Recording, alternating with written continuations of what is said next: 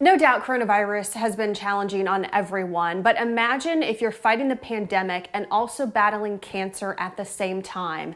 KCTV5's Amy Anderson spoke with doctors about what you can do to protect the most vulnerable right now. Most of us know someone who is battling cancer. In my case, it's our family friend, Janie. And that got me thinking, what can we do to make life a little bit easier for our loved ones who are battling cancer right now during the pandemic? Under a sunny Sunday sky, they met at Town Center in a covert operation, an operation meant to bring some joy to Jane Norton. Norton is fighting stage 3 ovarian cancer. It's been extremely challenging. Norton was diagnosed in February and says going from constantly being around family and friends to being alone most of the time has been rough. That's why her friends stepped in to help from afar. Dozens of friends packed into their cars to bring their encouragement to Janie and her family. She is doing her chemo by herself, which is a 6 or 7 hour day by herself.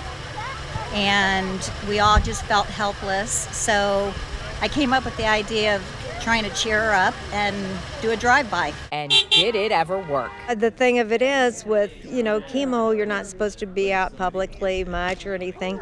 And with the virus right now, everybody's leading that life.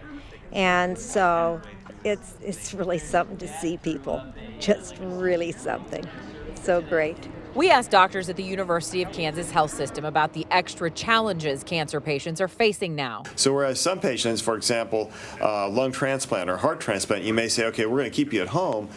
Harder to do that, especially with cancer patients when they're middle of therapy. They have to continue, and so they're going to expose themselves a little bit more. At KU, patients showing up for chemo or radiation are now required to go straight from the car to the treatment room. No more waiting for their turn in a room.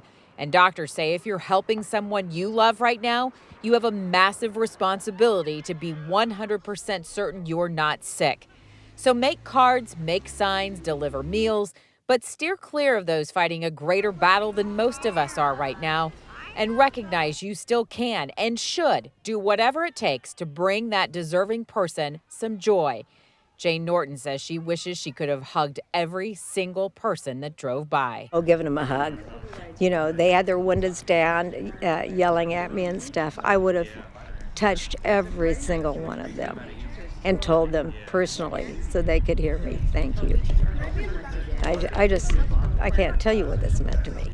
We hear it all the time, and doctors reiterated it again for this story. Wash your hands, wear a mask, and if there is even a hint that you are not healthy, don't go near anyone who is battling cancer. Amy Anderson, KCTV5 News.